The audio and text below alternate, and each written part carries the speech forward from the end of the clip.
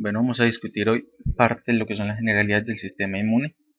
Entonces, tenemos que es un sistema bastante complejo, compuesto por múltiples células, organismos, tejidos, órganos, que se estructuran para conformar un sistema que su función principal es la interrelación con el entorno, tanto interno como externo del cuerpo humano, un sistema biológico.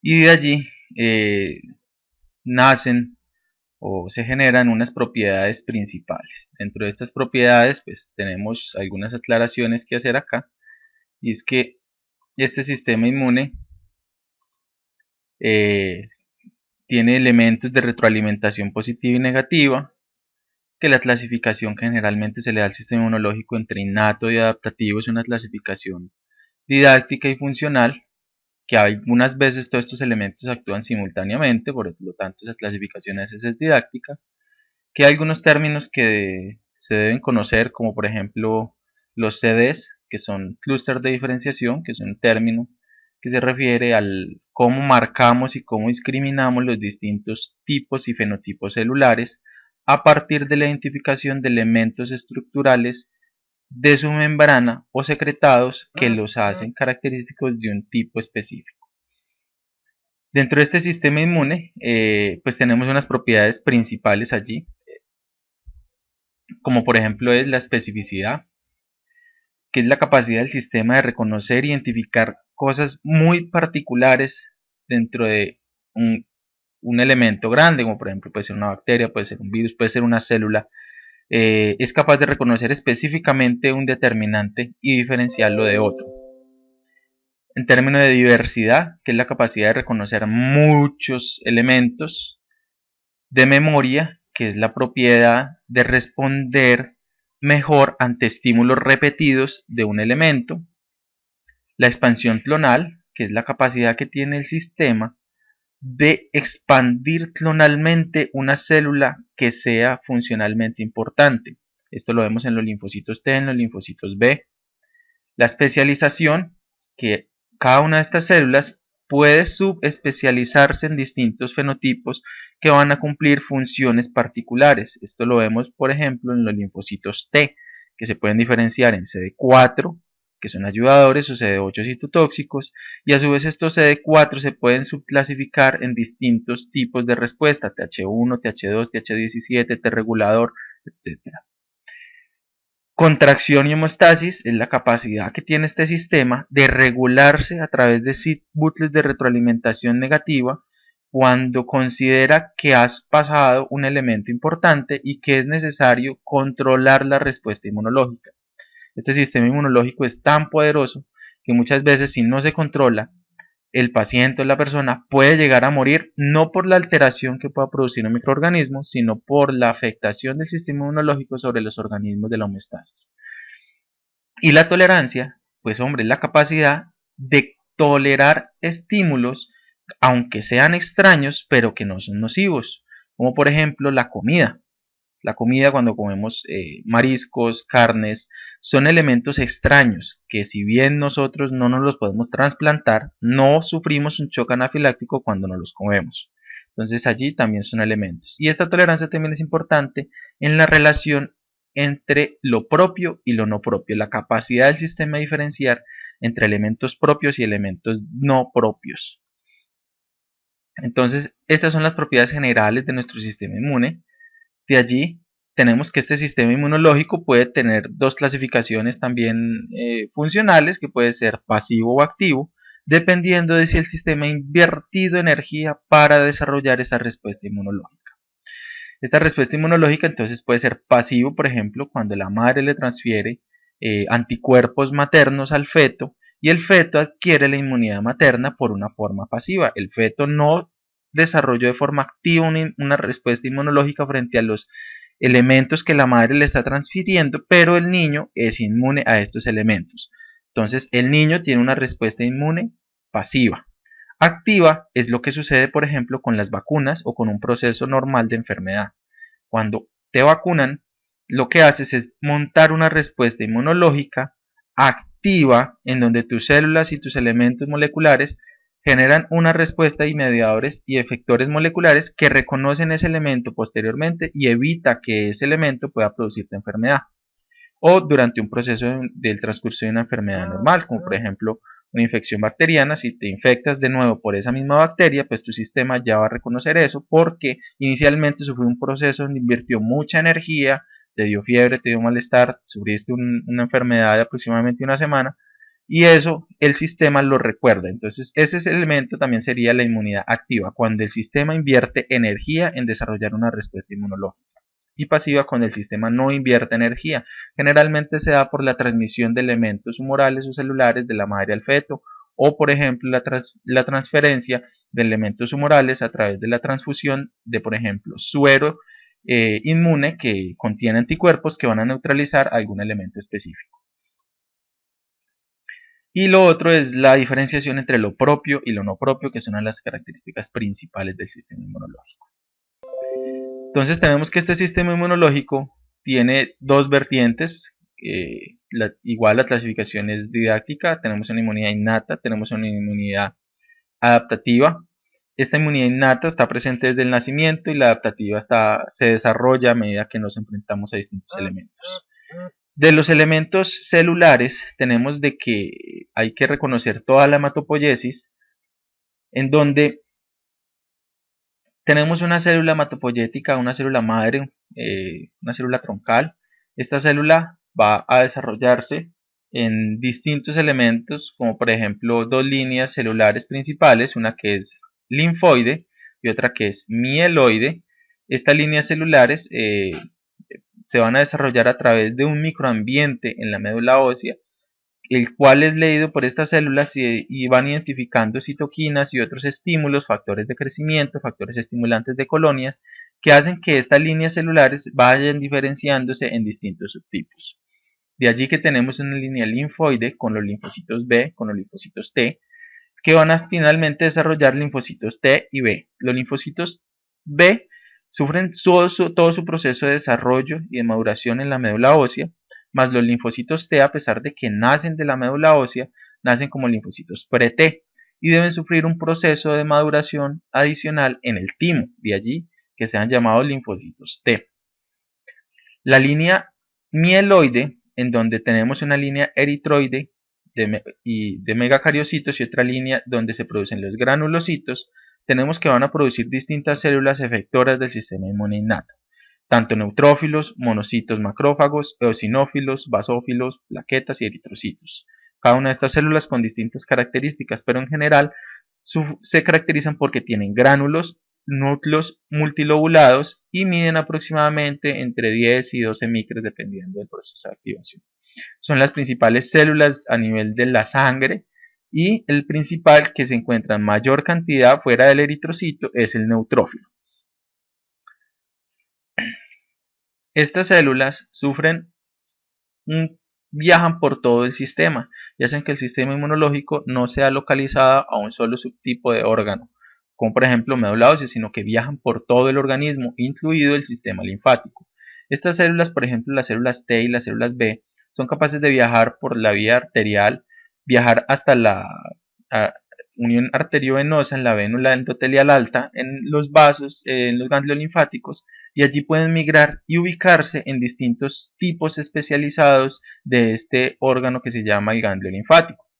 Este órgano entonces va a tener dos zonas principales, una zona T y una zona B, en donde estas células van a migrar y pueden pasar un día migrando a través de este ganglio linfático y pueden a su vez volver a salir si no se encuentran con un estímulo indicado para empezar su proceso de activación. Estas células pueden viajar por todo el sistema inmunológico, por todo el cuerpo, secretar anticuerpos o no, y viajar, por ejemplo, ubicarse en el vaso donde se ubica una gran cantidad de linfocitos B. Estas células también a su vez, una vez activadas, podrían viajar por todo el sistema circulatorio y llegar a identificar un órgano o tejido en donde se está produciendo una alteración, y allí migrar y empezar a producir elementos efectores. Tenemos aquí algunas citoquinas y elementos hematopoyéticos, como por ejemplo interleuquina 7, la interleuquina 3, el factor estimulante de colonias de granulocitos, el factor estimulante de colonias de macrófagos, el factor estimulante de granulocitos. Todos estos elementos van a producir distintas actividades para que esta célula madre que está en la médula ósea se pueda ir diferenciando hacia otras células. Este es el macrosistema a nivel inmunológico. Pues vemos que ya está el sistema circulatorio, el sistema linfático es el otro sistema.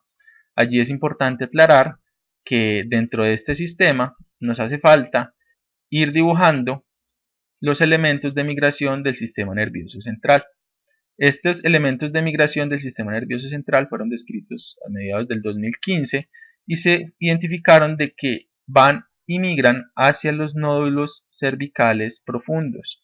El sistema nervioso central entonces tiene una red linfática que va por todas las meninges y por los vasos sanguíneos alrededor de la íntima de los vasos sanguíneos, drenando también todo el sistema linfático del sistema nervioso central.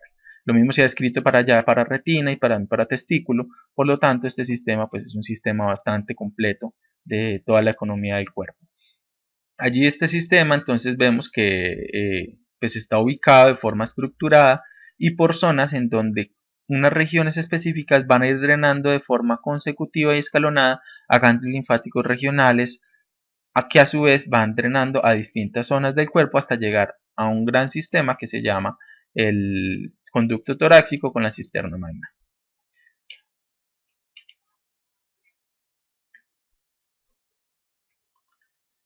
En estos ganglios linfáticos vemos que hay unas estructuras diferenciales, como por ejemplo son la arteria, la vénula. Tenemos unos conductos linfáticos que son aferentes, quiere decir que ingresan al ganglio, y un conducto linfático eferente. A su vez hay una cápsula que recubre este elemento y unos elementos que son una médula, ¿sí?, y una zona subcapsular. Estos a su vez tienen unas trabéculas que discriminan el ganglio linfático en distintas unidades funcionales. Allí por ejemplo, esta arteria ingresa al ganglio linfático a través de la médula, y en la vénula endotelial alta es en donde se da la unión arteriovenosa del ganglio. Allí es en donde las células que vienen de la médula ósea o del timo pueden migrar a través de esta endotelio y irse a ubicar en distintas zonas. Tenemos entonces que hay una zona T, que es en donde se van a ubicar principalmente los linfocitos T, y unos nódulos que son unos folículos de linfocitos B, en donde principalmente se van a ir a agrupar ellos. Estos ganglios linfáticos reciben a través de los vasos linfáticos aferentes la linfa de los tejidos a los cuales están drenando a este ganglio. Esto sirve para que en ese líquido extracelular, esa linfa que se está drenando allí, sea detectada por este sistema de células en donde pues, hay millones de linfocitos B y de linfocitos T que tienen sus receptores listos para identificar si hay elementos que puedan ellos reconocer allí. A su vez, leen el contexto de citoquinas y las células dendríticas también pueden migrar a través de estos vasos y llegar hasta estas zonas para presentar los antígenos a estas células.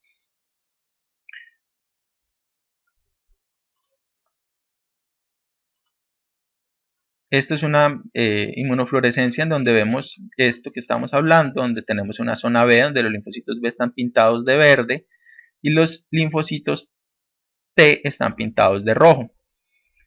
Entonces allí se ve la diferenciación entre lo que es la zona T y los folículos, la zona folicular donde están los linfocitos B. Hay linfocitos que migran a estos dos de un lado a otro dependiendo de cómo se active el sistema. Vemos que estos linfocitos pueden migrar a través del reconocimiento de distintas moléculas, dependiendo de si están activados o no, y se expresan distintos receptores para citoquinas y para quimiosinas.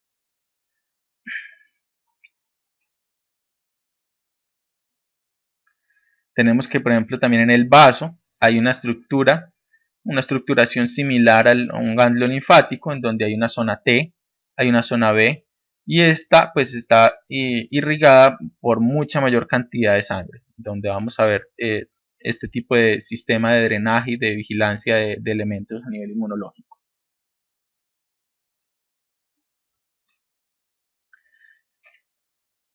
Dentro de la inmunidad innata, entonces, tenemos de que está presente desde el nacimiento, es una respuesta rápida, es una respuesta que puede ser constitutiva o inducible. Allí estos términos de constitutivo quiere decir que está presente de forma sí o sí. Por ejemplo, la piel es un elemento constitutivo. Desde que nacemos tenemos piel y la vamos a seguir teniendo a pesar de que tengamos algún estímulo sobre ella o no. Elementos inducibles pueden ser, por ejemplo, las lágrimas. Las lágrimas generalmente no estamos llorando, pero si se estimulan de la forma adecuada, puede empezar a producir una respuesta que estimule la mayor producción de estas. Hay elementos que tienen características de ambos, que son constitutivos a un nivel basal, pero son inducibles a través de distintos estímulos y pueden ser producidos en mayor cantidad, como por ejemplo los elementos del sistema del complemento. Estos son una cadena de proteínas, de enzimas, que están en nuestra sangre, que actúan a nivel inmunológico y que nosotros normalmente estamos produciendo proteínas del complemento. Estas proteínas las tenemos en unos niveles basales, pero cuando hay un estímulo inmunológico, una infección bacteriana, por ejemplo, se liberan mediadores moleculares, se liberan citoquinas que estimulan en el hígado, en el pulmón, en el intestino la producción de estos elementos. Entonces está de forma constitutiva y a su vez también puede ser inducible. Dentro de esta respuesta inmune innata, tenemos de que no es tan específica, aproximadamente hay cerca de 1000 moléculas que determinan el reconocimiento de distintos elementos, no quiere decir que solamente podamos reconocer 1000 moléculas, pero son aproximadamente 1000 moléculas las responsables del reconocimiento. No tiene memoria, es decir, que cada vez que el sistema inmune innato se encuentra con un estímulo, la respuesta va a ser muy parecida o va a ser idéntica. Está aproximadamente 750 millones de años, es una de las respuestas inmunológicas más antiguas a nivel evolutivo. Está presente en insectos, está presente en bacterias, está presente en plantas. Entonces está evolutivamente conservada desde hace muchos años. Consta de algunas barreras físicas y químicas. También tiene algunos elementos celulares, como son el sistema fagocítico, los sistemas de células dendríticas, los linfocitos innatos, mastocitos, y elementos humorales como el complemento, como la cascada de coagulación, y otros elementos humorales como algunas citoquinas y elementos de reconocimiento, que vamos a ver más adelante. La inmunidad adaptativa, por el otro lado, es altamente específica, es capaz de identificar epítopes específicos, y cuando hablamos de epítopes son mediadores moleculares que pueden cambiar por un átomo. Un átomo puede diferenciar entre un elemento y otro. Tiene un alto grado de diversidad, que quiere decir de que es capaz de reconocer muchas cosas. Si hemos comparado con la inmunidad innata, somos capaces de reconocer aproximadamente a través de 1000 moléculas, pero en este caso la diversidad de la inmunidad adaptativa es capaz de reconocer de 10 a la 7 o 10 a la 9 antígenos diferentes.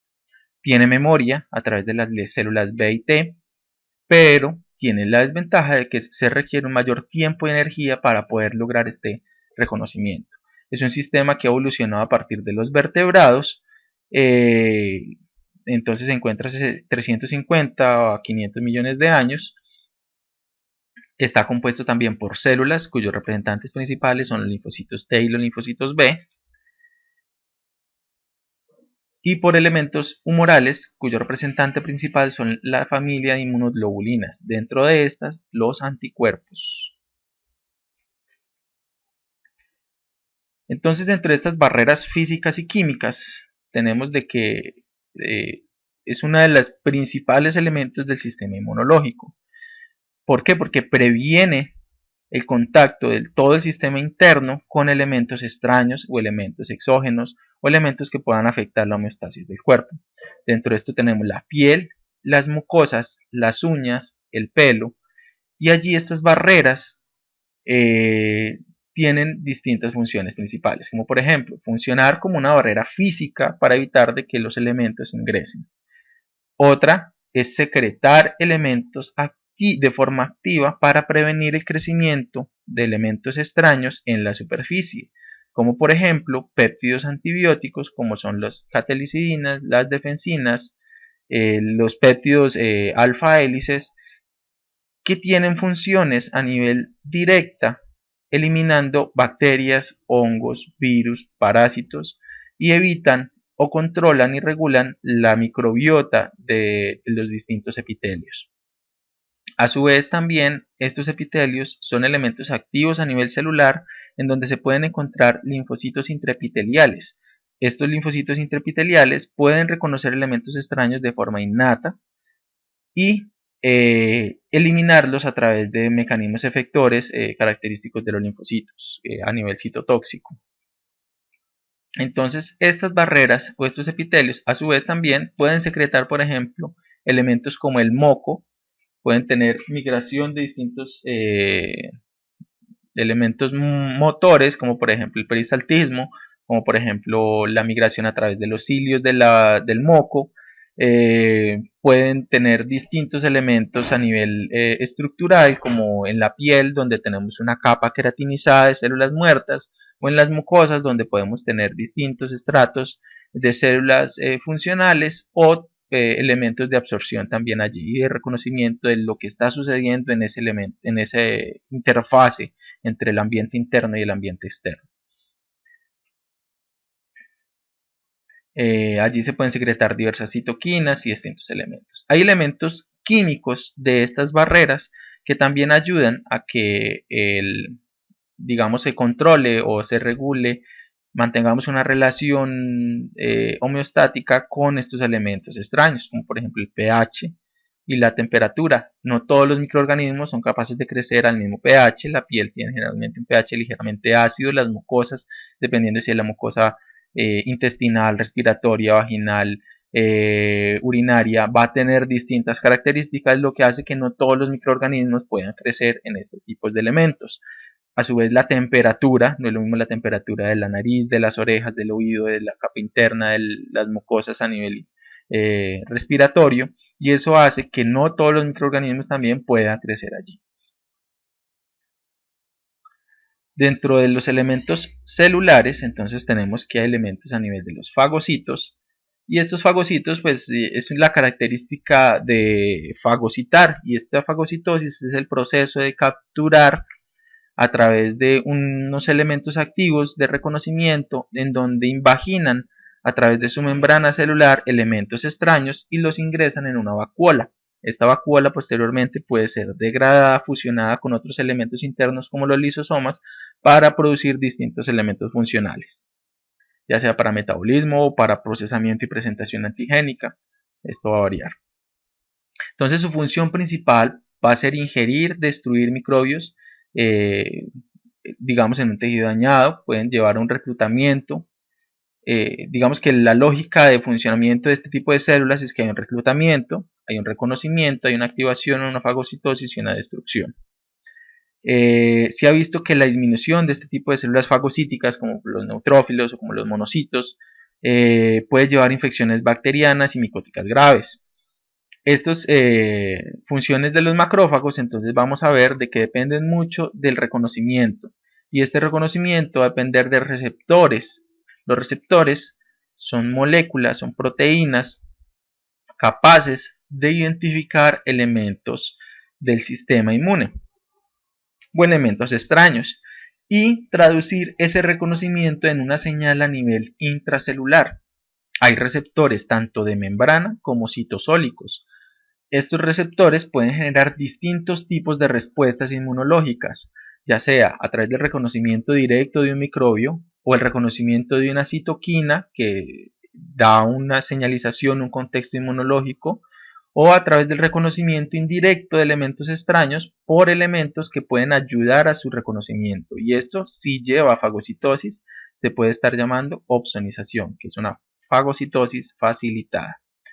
Esto va a generar una activación a través intracelular donde se van a producir citoquinas, se van a producir enzimas, se van a producir cascadas intracelulares que pueden llevar a distintas respuestas, como por ejemplo inflamación, aumentar la inmunidad adaptativa, matar los microbios de forma directa. Entonces estos fagocitos van a depender de esta lógica de reacción. Van a tener un reconocimiento y van a tener una interpretación de ese reconocimiento y una activación y una respuesta. Dentro de estas células tenemos que los neutrófilos son las principales células efectoras del sistema inmune innato. Son las más abundantes en sangre, encontramos cerca de 1800 a 7700 células por microlitro. Son cerca de 40 a 75% de las células blancas en el adulto.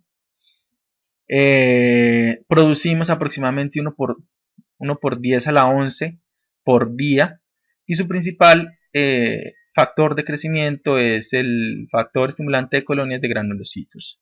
Estos granulocitos tienen dos características principales. Uno, que tienen gránulos específicos y gránulos azurófilos. Los gránulos específicos están cargados con enzimas como por ejemplo la lisozima, que tiene propiedades antimicrobianas, la colagenasa y la elastasa, que les sirven para degradar la matriz extracelular y por lo tanto son capaces de migrar y de producir una inflamación y degradación del tejido por el cual ellos van avanzando. Son células principalmente inflamatorias. Estos gránulos azurófilos, por otro lado, también tienen lisocimas, enzimas, defensinas y catelicidinas. Por lo tanto, vemos que son unos gránulos mucho más antimicrobianos. Las catelicidinas y las defensinas son péptidos antimicrobianos. Las enzimas también pueden tener algunas colagenasas, proteinasa 3, elastasa de los neutrófilos, que también tienen propiedades antimicrobianas, lo mismo que la lisozima. Entonces vemos dos tipos específicos, dos tipos de gránulos, como los específicos y los azurófilos. Los específicos principalmente enzimas, los azurófilos principalmente antimicrobianos. Los macrófagos o el sistema monocito macrófago va a depender entonces en sangre de los monocitos. Los monocitos en sangre tienen generalmente una forma circular de 10 a 12 micras, se encuentran aproximadamente de 0 a 800 por microlitro y sus principales marcadores moleculares pues es el CD14 doblemente positivo y CD16 negativo.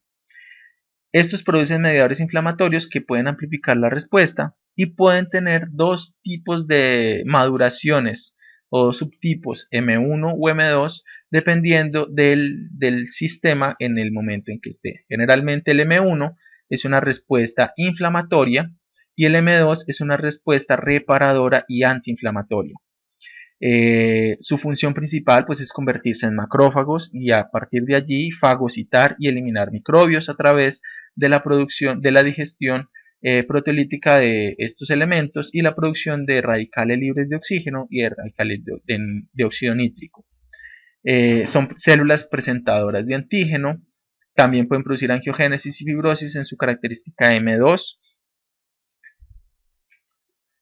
Estos macrófagos entonces tienen distintos elementos de reconocimiento y van a llevar a la fagocitosis. Esta fagocitosis, como habíamos dicho, es un proceso activo de reconocimiento y es una respuesta activa en donde la célula identifica un elemento extraño y activa unos mediadores moleculares que le permiten fagocitar. Entonces, ese reconocimiento se puede dar por distintos receptores que tiene esta célula, como por ejemplo los receptores de manosa, las integrinas, los receptores scavenger, que activan a su vez unos complejos moleculares que afectan el citoesqueleto y promueven un cambio en la membrana, haciendo que ésta se invagine y se forme una vacuola, un fagosoma. Este fagosoma después puede ser fusionado con el lisosoma y el lisosoma tener distintos mediadores moleculares como por ejemplo enzimas, radicales libres de oxígeno, radicales de óxido nítrico, que lo que pueden hacer es destruir ese microorganismo que fue identificado. Tenemos de que estas células pueden venir de dos diferenciaciones, una que son fetal, en donde tenemos células macrófagos que residen normalmente en distintos tejidos, como por ejemplo en el cerebro a través del sistema microglía, las células de Kupffer en el hígado, los macrófagos alveolares en el pulmón, los macrófagos sinusoidales en el hígado, o pueden venir de la médula ósea y a partir de un precursor de un monocito, y cuando migra al tejido y se activa, se convierte en macrófago. Allí esto también puede suceder para las células dendríticas. Esto puede llevar después a una activación, que la activación clásica generalmente es estimulada por los linfocitos T, la activación alternativa que puede llevar a una reparación de tejido, que sería la forma M2. Pueden hacer, otra de las funciones de los macrófagos es que pueden llevar a hacer células multinucleadas o hacer sinsitios. Cuando el macrófago identifica un elemento extraño, cuyo proceso de fagocitosis no alcanza a fagocitarlo porque de pronto es muy grande, la célula lo que puede hacer es fusionarse con otros macrófagos para tratar de contener ese elemento extraño y formar lo que se llama un sinsitio o una célula multinucleada gigante, y así controlar el proceso infeccioso o producir una fagocitosis entre comillas de ese elemento extraño para controlarlo o regularlo o aislarlo del medio. Las células dendríticas, las células dendríticas son células que se llaman las células presentadoras de antígeno profesionales. Estas células presentadoras de antígeno profesionales pueden venir de dos vías igualmente. Una de la vía fetal, en donde están normalmente allí en el tejido, como por ejemplo las células de Langerhans en la piel, o pueden venir también de precursores de la médula ósea a nivel hematopoyético, como por ejemplo las células dendríticas clásicas, las células dendríticas plasmocitoides o algún subtipo de célula dendrítica inflamatoria que también viene de un precursor monocítico. Las células dendríticas clásicas cumplen una función de captura, procesamiento, vigilancia a nivel de qué es lo que está sucediendo en cada uno de los tejidos.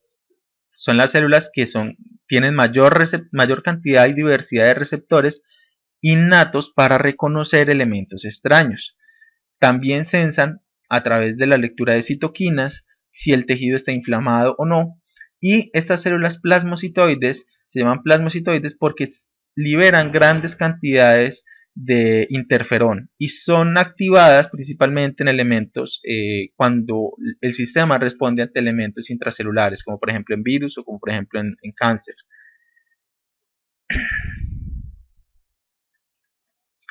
Las células dendríticas entonces vemos que migran a los nódulos linfáticos cuando identifican algo extraño en el tejido, y ellas lo que hacen es capturar, procesar y presentar esos elementos que capturaron a través de unos determinantes moleculares que se llaman antígenos, y lo presentan a los linfocitos T.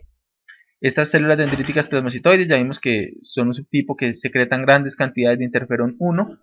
Las células dendríticas foliculares están en los nódulos linfáticos, el vaso, el tejido linfoide de mucosas, y ayudan y facilitan la presentación de antígenos de las células B. Estas células, digamos que normalmente se encuentran en estos tejidos, en los nódulos linfáticos, en el vaso, para ayudar a que las células B puedan activarse y tengan contacto con un antígeno que pueda estar en baja cantidad a nivel extracelular. Estas son células entonces más diversas con distintos tipos de receptores y de sensores para PAMs y para DAMs. Los PAMs son los patrones moleculares asociados a patógenos y los DAMs son los patrones moleculares asociados a daño. Allí vemos distintos tipos de marcadores celulares que pueden tener en su superficie, a niveles de receptores, a niveles de citoquinas que producen y sus funciones pues, que vamos a ver allí. Esto tanto para las células clásicas, las células dendríticas mayores, las que hacen presentación cruzada, o las células plasmocitoides.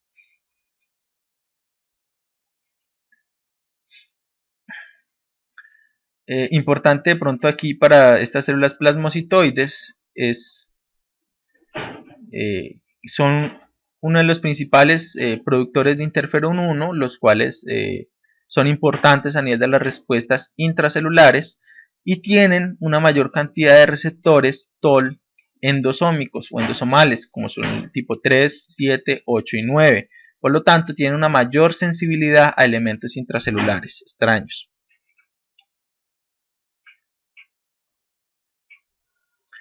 Estas células, digamos que en condiciones fisiológicas, capturan autoantígenos en los tejidos. Normalmente ellas están activas y están sensando lo que está sucediendo en los distintos tejidos. Y a su vez sensan de que estos elementos que están a nivel extracelular en el tejido de forma fisiológica no producen una inflamación y por lo tanto no producen citoquinas y van a los nódulos linfáticos para, o al VAS o al timo también, principalmente en una zona específica del timo, para ayudar a hacer una última selección negativa de los clonos de células T que pueden ser autorreactivas. Es decir, que esta célula dendrítica, que sabe que lleva elementos del tejido, pero que no son inflamatorios, no son inmunogénicos, van a llevar esta información a las células T que están en proceso de maduración para identificar cuáles de esas células son capaces de reconocer estos elementos que normalmente no deberían reaccionar. Y cuando estas células T reaccionan ante estos elementos, ellas inducen una muerte o inducen una apoptosis de estas células T para evitar de que estas células se vuelvan clonos autorreactivos y después puedan producir enfermedades autoinmunes. Otro subtipo de células innatas son los linfocitos T innatos. Son linfocitos T, pero que no tienen como tal un receptor de células T, que cuando veamos la inmunidad adaptativa, pues vamos a ver de que tiene un proceso de maduración y de procesamiento de su receptor muy particular. En este caso, estas células, estos linfocitos T, no tienen un receptor que sufre ese proceso de maduración y viene por defecto a nivel genético codificado por un gen específico. Por lo tanto, son células que nacen listas para funcionar y que nacen listas para ser efectoras de lo que reconozcan. Dentro de ellas tenemos distintos subtipos de linfocitos T innatos, donde su clasificación ha dependido de distintos factores de transcripción que se activan, que se reconoce que activan y que por lo tanto generan una respuesta a nivel genética, a nivel fenotípica diferencial. Por ejemplo, los que se activan a través de TBET serían los linfocitos innatos C1, que su principal función es producir interferón gamma y son importantes en la defensa contra virus. Los linfocitos que actúan a través del factor de transmisión GATA3 van a producir principalmente interleuquina 5, interleuquina 13, que lleva a reacciones inflamatorias alérgicas y son importantes en las infecciones helmínticas.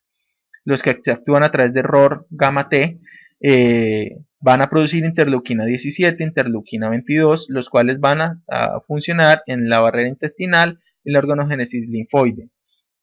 Digamos que el principal que se identifica de estos subtipos es el natural killer. Este linfocito T natural killer tiene la capacidad de reconocer y eliminar células dañadas y estresadas y también de secretar interferón gamma. De este son cerca de 5 al 15% de los mononucleares en sangre y abundan en el vaso y en el hígado del útero grávido. Su marcador es CD56 positivo, CD3 negativo. La mayoría en sangre son CD16 positivo. Son capaces de reconocer células opsonizadas por anticuerpos, que eso después lo vamos a ver, como uno de los mecanismos de los anticuerpos para producir una activación celular. Esto se llama citotoxicidad mediada por anticuerpos y estimulan su función la interleuquina 2, la interleuquina 15, 18 e interferones tipo 1. Estos natural killers vamos a ver que tienen en su membrana distintos receptores y este sistema de receptores digamos que tiene distintos elementos. Tienen unos elementos extracelulares capaces de identificar elementos extraños, unos elementos transmembrana y unos elementos intracelulares. Dentro de estos elementos intracelulares, el receptor puede funcionar como activador o como inhibidor, ya sea llámese ITIM o ITAM, dependiendo de si es activador o inhibidor. ITAM para los activadores, ITIM para los inhibidores. Estos receptores entonces van a identificar distintas señales que le van a decir a este linfocito si se puede activar o no.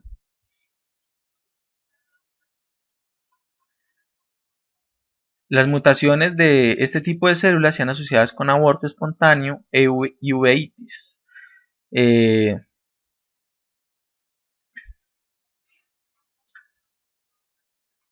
Dentro de la función de estos linfocitos, vamos a ver de que ellos pueden reconocer una célula que puede estar infectada o puede ser normal.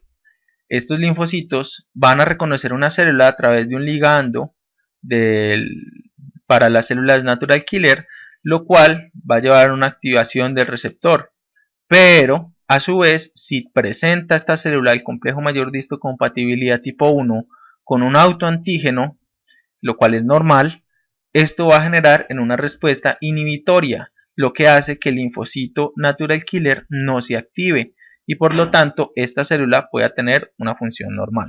Si por el contrario la célula está infectada por un virus, el natural killer va a ir a identificar esta célula, pero encuentra de que el complejo mayor de histocompatibilidad no está expresando el autoantígeno, por lo tanto la respuesta principal va a ser activadora. Es importante destacar que este natural killer no está reconociendo elementos propios del virus que está produciendo el problema.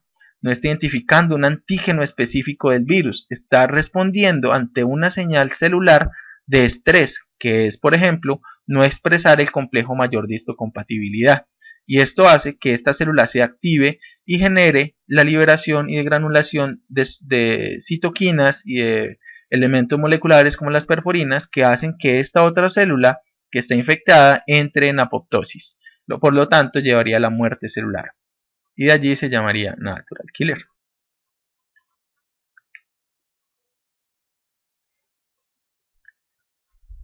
Entonces tenemos que su función principal es eliminar las células dañadas, que por ejemplo no están expresando el complejo mayor de histocompatibilidad, o células infectadas que a su vez tampoco lo están expresando. Y también son células capaces de secretar interferón gamma y por lo tanto ayudar con ese interferón, con esta citoquina, a otras células como por ejemplo los macrófagos para que puedan activarse y inducir su proceso de fagocitosis en mayor cantidad.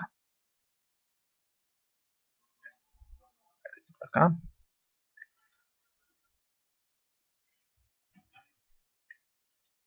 Tenemos entonces ahora los mastocitos. Los mastocitos entonces son células también de la sangre, principalmente contra infecciones bacterianas, helmintos y reacciones alérgicas. Dentro de los mastocitos tenemos de que sus funciones principales van a depender de algunos elementos moleculares, como por ejemplo, tienen un receptor de inmunoglobulinas, por lo tanto, se activan a través de los anticuerpos que reconocen distintos antígenos. También son capaces de reconocer factores del complemento como el C3A y el C5A, que son anafilotoxinas, y activan esta célula para que libere distintos mediadores moleculares, como serotonina, como dopamina, como proteasas, quimasas y triptasas, que lo que hacen es degradar el tejido extracelular, y lo que se vea, por ejemplo, a nivel pulmonar puede ser un daño a nivel del alvéolo mediado por este tipo de células, o una remodelación del tejido inducido por el daño producido por estas células, cosa que es bien importante, por ejemplo, en los pacientes asmáticos. También la liberación de quimiosinas, de proteasa de la matriz extracelular, linfotaxinas, factor de necrosis tumoral, todas estas citoquinas proinflamatorias. También llevan a liberación de histamina, leucotrienos y prostaglandinas, que son mediadores moleculares vasoactivos que producen vasodilatación, vasoconstricción, dependiendo del vaso que estemos afectando. Allí también ellos liberan citoquinas como la interleuquina 4, 5, 6, 10, 13 y 16, siendo algunas de estas inflamatorias y otras antiinflamatorias, como por ejemplo la interleuquina 10. Esto va a llevar entonces a una alteración de la permeabilidad vascular, una mayor migración y activación de polimorfonucleares, y vemos que estas células son importantes entonces en todo un proceso de activación celular, principalmente inflamatorio, pero mediado de forma diferencial. Por lo tanto, se ven principalmente en enfermedades alérgicas y enfermedades contra el mintus.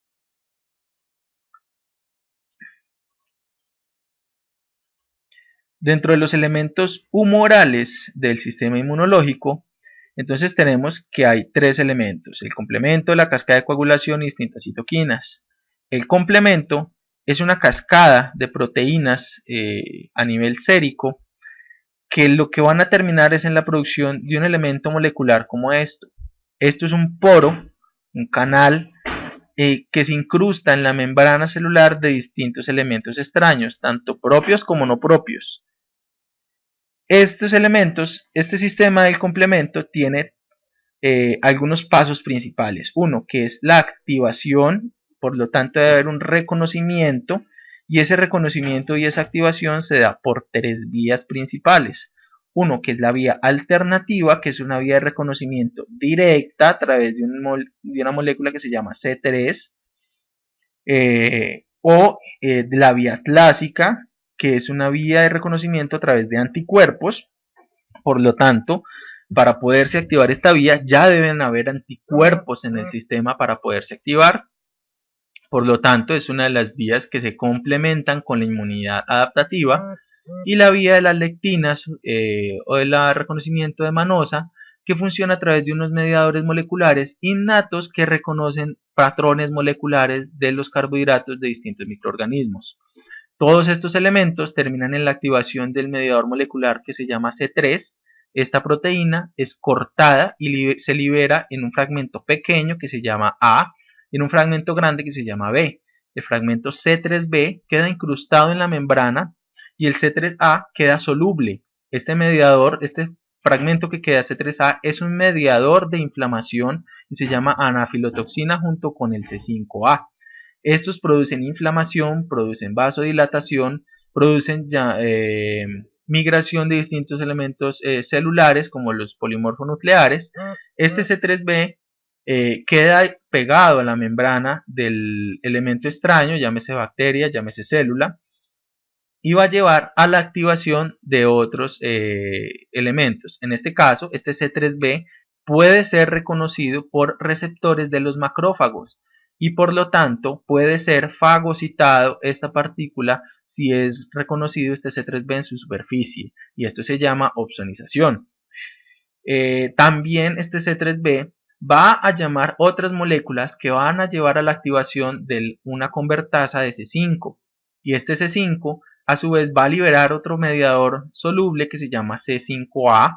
Cuando vemos A es la fracción pequeña y B es la fracción grande. Realmente la fracción pequeña es soluble y funciona como mediador inflamatorio.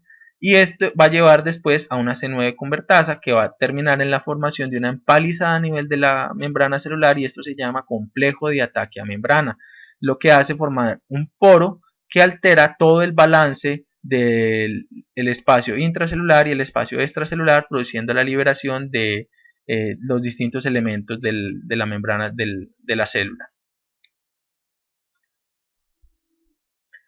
Tenemos allí que hay distintos tipos de receptores para el complemento que pueden estar en distintas células o pueden cumplir distintas funciones.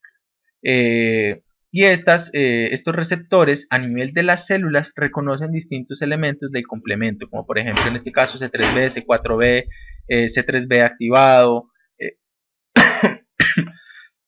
ICAM C3b, vemos que principalmente C3b, en distintos tipos de células como linfocitos B, como células mononucleares, linfocitos T, natural killers, y estos van a llevar a fagocitosis, liberación de complejos inmunes, activación del endotelio, lo que va a hacer que el complemento esté integrado en distintos elementos del sistema inmunológico. Estas son en detalle las tres vías de activación principales, como por ejemplo es la alternativa, que es a través del reconocimiento directo del C3b. El C3b se une de forma directa por un enlace covalente a un radical OH en la superficie de la membrana. Esto puede suceder normalmente en nuestras células. pero nuestro organismo tiene mecanismos y las células tienen mecanismos para cortar de nuevo ese C3 o inactivarlo, ¿sí? Y hacer de que este complemento que normalmente se está uniendo a nuestra superficie celular no sea funcional. Sin embargo, en los microorganismos pues no tienen estos mecanismos y el C3 se puede unir y activar en estas superficies a través de este enlace químico, un enlace tioéster. Esto va a llevar a la activación de C3b y posteriormente la unión de un factor que se llama BD, y la C3b BD se llama C3 convertasa, es una de las C3 convertasas. Y esta C3 convertasa lo que va a hacer es amplificar esta respuesta, haciendo de que se empiece a pegar cada vez más C3. Por lo tanto, un pequeño estímulo inicial podría desencadenar en una gran respuesta de muchos C3Bs y C3 convertasas unidos en la superficie de la membrana.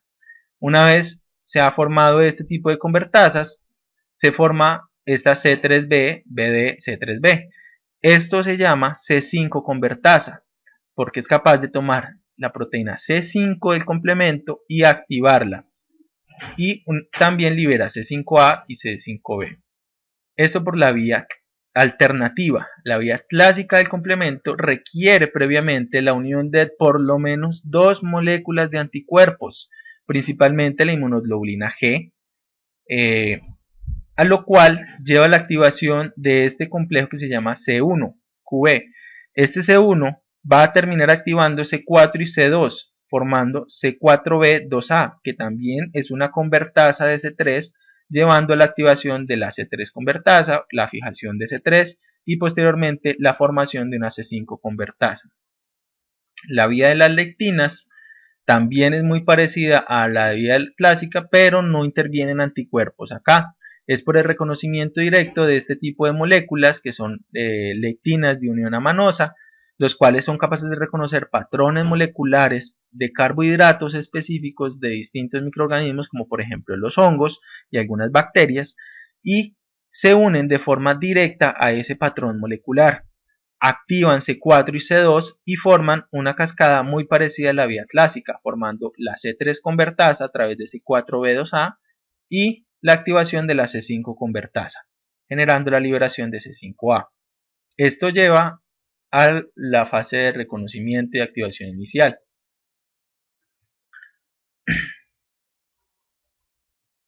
Posteriormente, esta C5 convertasa va a activar cada vez más factores de C5, llevando al reclutamiento de distintas proteínas como C5, C6, C8, lo que hace que se va incrustando cada vez más en la membrana celular hasta formar la activación del C9, el cual forma una empalizada de distintas moléculas de C9 que forman un poro nuclear y producen la lisis de la célula.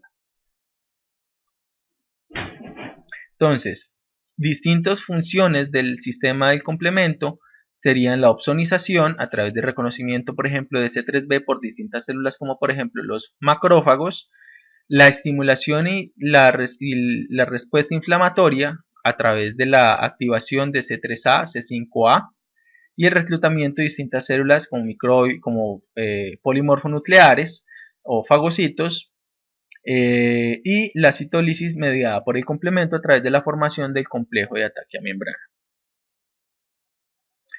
Estos son reguladores de la activación del complemento, como por ejemplo inhibidor C1, factor H, proteína unión a C4, proteínas cofactores, factor acelerador de la degradación, o CD59, distintas proteínas que se encuentran en plasma o en distintas células, llámese leucocitos, células epiteliales, células endoteliales, que regulan la activación del complemento para que no se dé en las células propias. Sin embargo, a pesar de esto, hay eventos celulares y moleculares que generan la activación anormal del complemento en distintas células, como por ejemplo la formación descontrolada o una formación muy alta de complejos inmunes, que es la formación de antígenos y anticuerpos que se pueden depositar en las membranas del pulmón, del riñón, y allí se va a activar el complemento a través de la vía alternativa, de la vía clásica, que es el reconocimiento de estos complejos inmunes que tienen anticuerpos, y estos anticuerpos van a activar el complemento sobre la membrana de estas células y va a producir un daño en donde veríamos una glomerulonefritis, una alteración de la membrana alveolar, produciendo un sangrado y alteración de la función de estos órganos.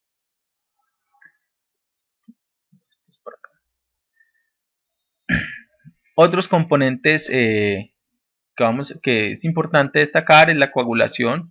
La coagulación a través de la vía intrínseca o la vía extrínseca pues está implicada en todo el proceso inmunológico y no la debemos estudiar como un elemento aparte, dado que tiene distintos elementos moleculares que pueden estar activando, como por ejemplo el trauma, a través de la liberación de un factor tisular, puede activar la vía extrínseca a través de la activación del factor 8 y posteriormente a llevar al factor 10 activado, a través de proteína C o proteína S, a través de trombomodulina o a través de una superficie dañada. Todos estos elementos actúan de manera sinérgica y de manera simultánea con todos los elementos del sistema inmunológico. Otros componentes, como vamos a ver acá, son las citoquinas. Las citoquinas, como por ejemplo el factor de necrosis tumoral, la interleuquina 1, son citoquinas proinflamatorias y son citoquinas secretadas y reconocidas por elementos del sistema inmune innato. Estas citoquinas, como por ejemplo, están producidas por los macrófagos y las células T y llevan a una respuesta principalmente proinflamatoria. ¿Qué quiere decir eso? Activan las células endoteliales, activan la inflamación, la coagulación, activan los neutrófilos, actúan sobre el hipotálamo produciendo fiebre y actúan sobre el músculo produciendo un catabolismo y una caquexia. Y en muchas células el exceso de esta citoquina puede llevar a producir apoptosis. La interleuquina 1 es la principal fuente, son los macrófagos, las células endoteliales y algunas células epiteliales. Llevan un proceso de activación de estas células endoteliales y por lo tanto inflamación, pueden activar la coagulación, pueden llevar al hipotálamo a producir fiebre y la interleuquina 1 es uno de los principales mediadores de fiebre. En el hígado puede estimular la producción de reactantes de fase aguda, que son algunas de las proteínas, por ejemplo, de la cascada del complemento. Se activa su síntesis y por lo tanto se induce la producción de estos elementos. En células T puede llevar a diferenciación hacia un subtipo como TH17. En las quimiosinas, pues va a depender de distintos tipos de quimiosinas, es una familia de mediadores moleculares de proteínas que van a activar distintos leucocitos, llevando a la quimiotaxis, a la activación y la migración hacia los tejidos. La interleuquina 12 es producida por los macrófagos y las células dendríticas, lleva principalmente la diferenciación de TH1 y lleva a la síntesis de interferón gamma principalmente. Los tipos de interferones, ya sea interferón alfa, beta, los interferones tipo 1, son principalmente producidos por macrófagos, células plasmocitoides o fibroblastos, y estas células principalmente llevan un estado antiviral, incrementando la cantidad de complejo mayor de descompatibilidad tipo 1 que es expresado por las distintas células y la activación de las células natural killer. La interleuquina 10, pues vemos que es producida por macrófagos, células T. Estos macrófagos pues van a llevar a una inhibición de la producción y expresión de coestimuladores y de moléculas de complejo mayor de descompatibilidad tipo 2. La interleuquina 10, a diferencia de estas otras, es una de las principales citoquinas antiinflamatorias, es decir, ayuda en la contracción y homeostasis de la respuesta para inhibir la producción y expresión de estos otros elementos. La interleuquina 6 lleva a la síntesis de reactantes de fase aguda, lleva a la proliferación y producción de anticuerpos en las células B y lleva a la diferenciación de los linfocitos TH17. La interleuquina 15 lleva a la proliferación de los natural killer y lleva a la proliferación de los linfocitos T. La interleuquina 18 en los macrófagos, producida en los macrófagos, lleva a las natural killer de las células T a la producción de interferón gamma. Y así sucesivamente, pues, los distintos tipos de citoquinas. Importante destacar que estas citoquinas pueden tener efectos a nivel inflamatorio local, sistémico o patológico. A nivel local es cuando hay un proceso regulado de inflamación y de activación del sistema inmunológico a nivel local de un tejido, una lesión menor, una lesión a nivel de la piel, una lesión que no va a producir una alteración significativa en toda la ecosistema, en toda la economía del cuerpo. Allí, estas citoquinas van a llevar funciones de activación del nivel endotelial, incremento de la permeabilidad vascular, liberación de citoquinas, reclutamiento de otros elementos celulares y liberación de citoquinas por estas células. Esto a nivel local. Si lo volvemos a nivel sistémico, estas citoquinas, cuando son secretadas a nivel de la circulación general, pueden ir hasta el cerebro y llevar a la producción, por ejemplo, de fiebre en el hipotálamo, en el hígado a producir reactantes de fase aguda y en la médula ósea a estimular la producción de distintos tipos celulares de leucocitos. Si esto se vuelve patológico, es decir, este estímulo es en mucha cantidad y por un tiempo prolongado, estas moléculas, como por ejemplo el factor de necrosis tumoral, puede llevar a un bajo gasto cardíaco, lo que puede llevar a una falla cardíaca y a la muerte.